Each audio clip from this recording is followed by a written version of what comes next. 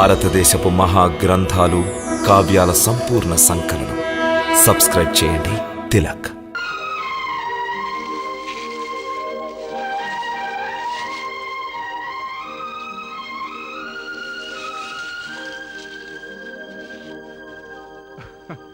ప్రణామం నాగదేవత.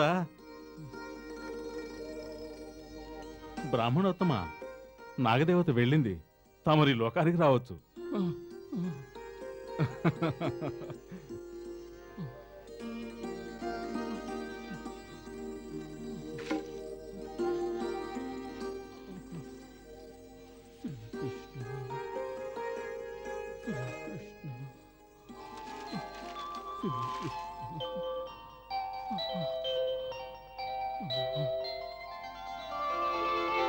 భలే, ఏమి భోజనం!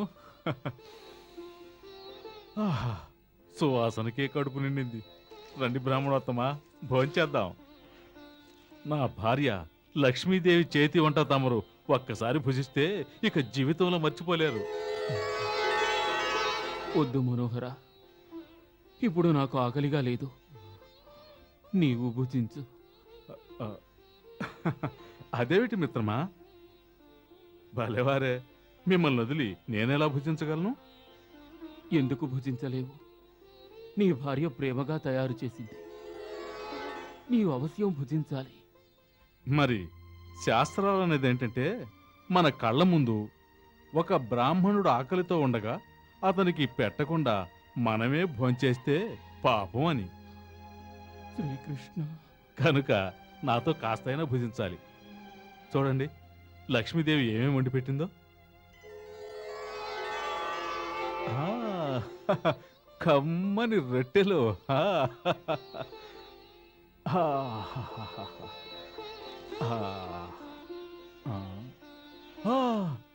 పచ్చడి, పాయసం,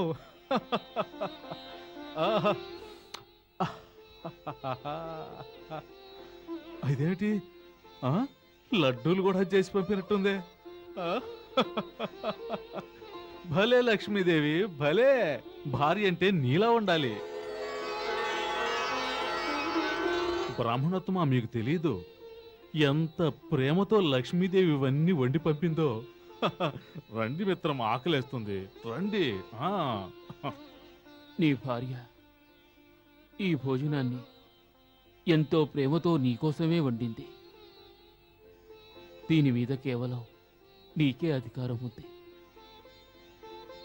భార్య ప్రేమను ఇతరులతో పంచుకోవడం ఉచితం కాదు.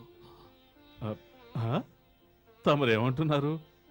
చూడండి, తమను నేనెప్పుడో నా మిత్రునిగా భావించాను. కాబట్టి నా భార్య లక్ష్మీదేవి తమకు తమకు వదినగారేగా. అవును, నిజమే. నా మాట నమ్మినట్టేగా. ఇప్పుడు లక్ష్మీదేవి కూడా ఇక్కడే ఉన్నట్టయితే తమరు భోంచేయటం చూసి మహా సంతోషించేది. గొప్ప దయాహృదయం కలదు లక్ష్మీదేవి. అదీగాక ఆమెకి కృష్ణ భక్తులంటే ఎంతో ఇష్టం. మరీ లేదు, గిరి లేదు, ఏమీ లేదు. తమరు సంకోచాన్ని వదిలిపెట్టండి. చూడండి, తినేవాడి పేరు వాడు తినే అన్ని పదార్థాల మీద రాసే ఉంటుంది. మీకు నమ్మకం లేకపోతే వచ్చి చూడండి. ఈ రొట్టెల మీద, ఈ పచ్చడి మీద, ఈ పాయసం మీద, ఈ లడ్డూల మీద, ఇలా వీటన్నిటి మీద తమ పేరు రాసింది మిత్రమా. సుధామ, సుధామ, సుధామ. మరి నాకు ఆకలి వేయడం లేదు మనోహర. అయితే సరే, నేను భోంచేయను. మీకెప్పుడు ఆకలేస్తే ఇద్దరం అప్పుడే భోంచేద్దాం. సరే బాబు, నీ ఇష్టం. వస్తున్నాను. శ్రీకృష్ణ, శ్రీకృష్ణ,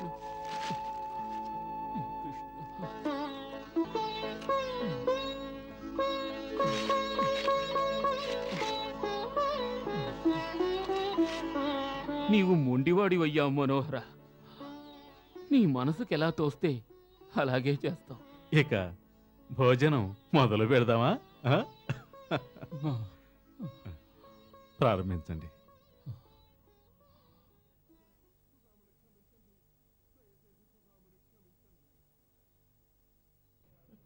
అమ్మా అమ్మా అమ్మా ఆకలిస్తుంది, అన్నం కావాలి.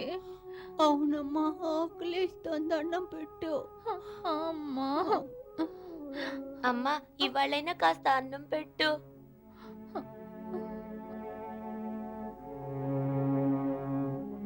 కాస్త ఓర్చుకో బాబు. ద్వారక నుండి మీ నాన్నగారు రాగానే కడుపారా తిందు కానీ పడుకో.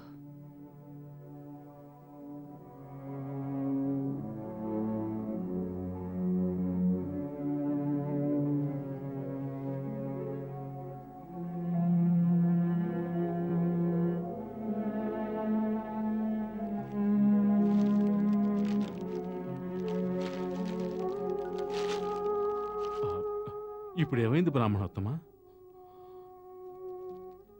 ఏం లేదు, ఏం లేదు మురళీ మనోహర. నీవు భుజించు. మరి తమరు బడలికతో ఉన్నారు, తమరు ఆకలితో ఉన్నారు. వద్దు వద్దు మనోహర, నాకు ఆకలిగా లేదు.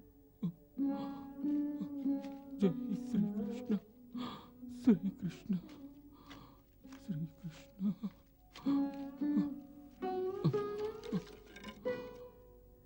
శ్రీకృష్ణ, శ్రీకృష్ణ. ఒక్క విషయం చెప్పండి, తమరు ఆకలితో ఉండి కూడా భోంచేయటానికి సందేహిస్తున్నారే? నా భార్యా బిడ్డలను అక్కడ పస్తులతో వదిలి వచ్చాను. ఇప్పుడు వాళ్ళు ఎలా ఉన్నారు? శ్రీకృష్ణ, శ్రీకృష్ణ.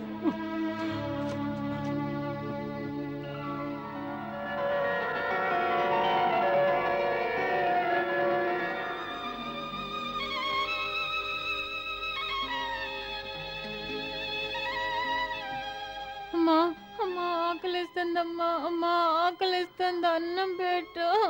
బాబు, మీ నాన్నగారు త్వరలోనే వస్తారు, పలహారాలు తీసుకొస్తారు. ఓర్చుకో, కాస్త ఓర్చుకో బాబు. మా అమ్మ ఆకలిస్తుంది, కళ్ళు తిరుగుతున్నాయి, అన్నం పెట్టమ్మా.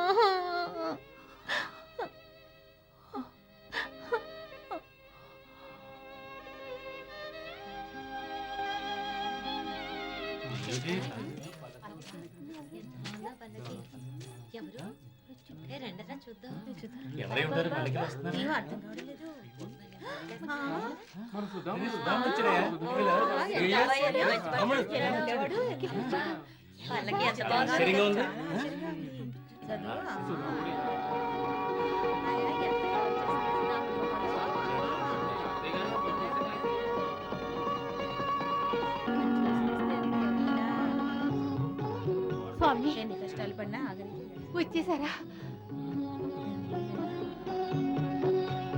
పిల్లలు చూడండి, మీ నాన్నగారు వచ్చేసారు. మన కష్టాలు తీరిపోయినట్టే. ఇకపై నా బిడ్డలు పస్తులు ఉండవలసిన అవసరం లేదు. ద్వారకాధీశులు వారిని సత్కరించి ఎన్నో కానుకలు ఇచ్చి ఉంటారు. అటు చూడండి, వారు పల్లకీలో వచ్చారు.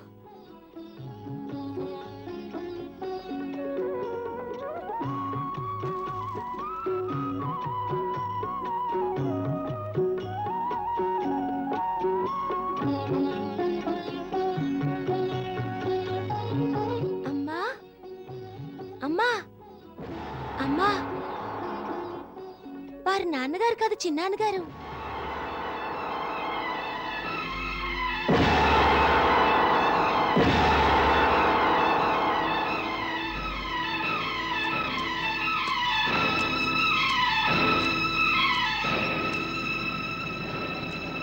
ప్రణామాలు వదిన గారు. రండి, కూర్చోండి.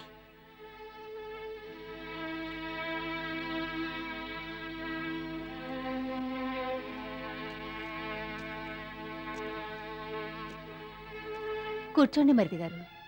బహుశా సుధాముడు ద్వారకకు వెళ్ళుంటాడు. మిమ్మల్ని చూసి వెళ్దామని వచ్చాను. ఇదిగోండి, మీకోసం తీసుకొచ్చాను.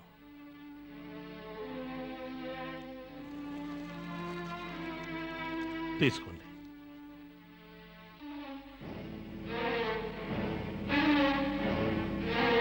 తీసుకోండి.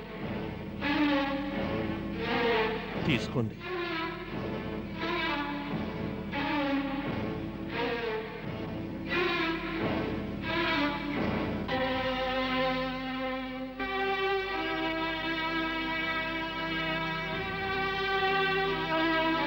వద్దు మరిది గారు. పిల్లలకైనా పెట్టండి. క్షమించండి మరిది గారు. మేము తమ ఈ బహుమతిని స్వీకరించలేము. అమ్మా ఆకలేస్తుందమ్మా. అమ్మా అన్నం పెట్టమ్మా. అమ్మా బాగా ఆకలేస్తుందమ్మా, అన్నం పెట్టు. బాబు, వీడికి మంచినీళ్ళు పట్టించు.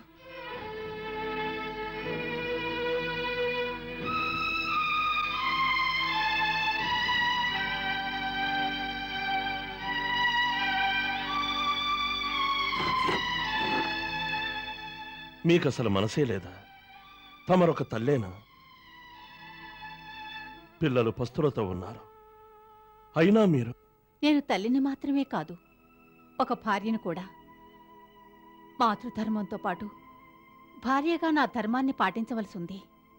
అంటే అంటే నా పతిదేవుల అనుజ్ఞను పొందకుండా తమరు తీసుకొచ్చిన ఏ బహుమతిని స్వీకరించలేను.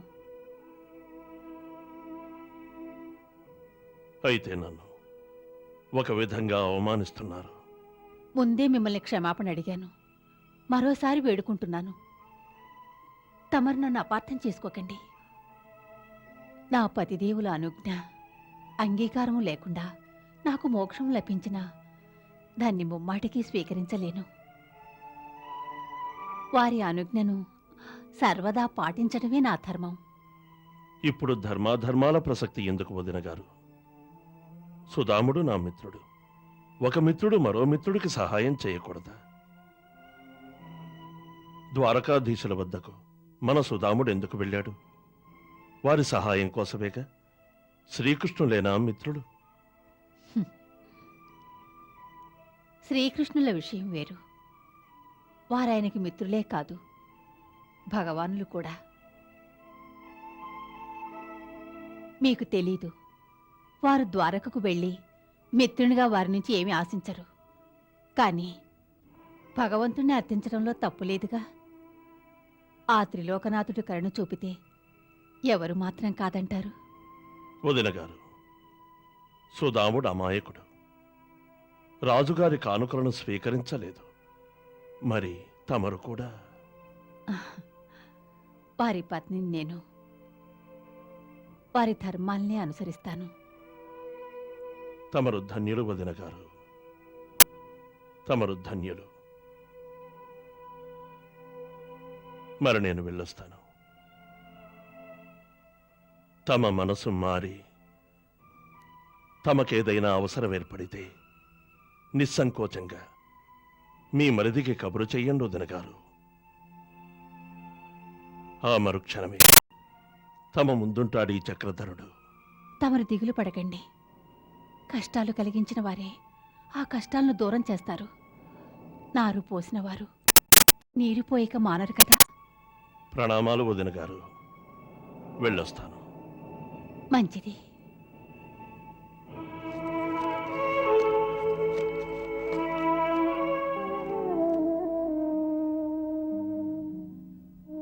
అమ్మా, తమ్ముడు ఆకలి తట్టుకోలేకపోతున్నాడు. నువ్వు చిన్నాన్నగారు తెచ్చిన పలహారాలు వద్దన్నావెందుకు? బాబు, మీ నాన్నగారు ఏ రాజునైతే అసత్య ప్రశంసలు చేసి కానుకలు అందుకోవడానికి నిరాకరించారో ఆ రాజుగారినే ప్రశంసించి ఈ ధనాన్ని ఆర్జించారు మరిదిగారు. మరి మనకు వారు తీసుకొచ్చిన ఈ పలహారాలను ఎలా స్వీకరించగలం నాయనా? అందుకే బాబు నేను వాటిని తీసుకోలేదు. భార్యనైన కారణంగా భర్త ధర్మాలు ఏవైనా వాటిని నేను పాటించాలి. వారు ఆకలితో ఉంటే మనము ఆకలితో ఉండాలి. కాబట్టి ఓర్చుకోవాలి. త్వరలో మన కష్టాలన్నీ తీరిపోతాయి. నా మాట నమ్మండి.